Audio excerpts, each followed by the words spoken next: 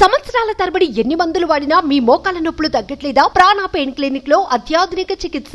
ఆరుగలం కష్టపడి ఎన్నో కష్ట నష్టాలకొచ్చి పంట పండిస్తాడు రైతు.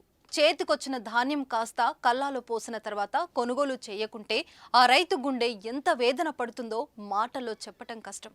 అప్పో సొప్పో చేసి విత్తనాలు ఎరువులు కొని కష్టాన్ని నమ్ముకొని పంటలు వేస్తే ధాన్యం కొనుగోలులో ఆలస్యమైతే ఆ రైతు బాధ వర్ణనాతీతం.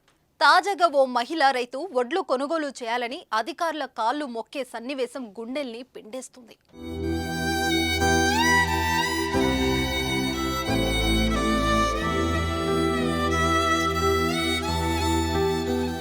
జనగం మార్కెట్లో వడ్లు కొనాలి అంటూ రైతులు, కమ్యూనిస్టు నేతలు ఆందోళన చేశారు.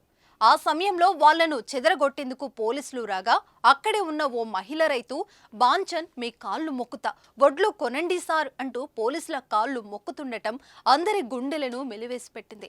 కష్టపడి పండించిన పంటలను ప్రభుత్వమే కొని రైతులను ఆదుకోవాలని సూచిస్తున్నారు. ఇప్పటికే సరైన నీరు అందక అంతంత మాత్రమే పంటలు పండాయని, వచ్చిన కొద్దిపాటి ఆ దిగుబడి కాస్త కొనుగోలు చేయకుంటే రైతుల పరిస్థితి ఏంటని రైతులు ఆవేదన చెందుతున్నారు.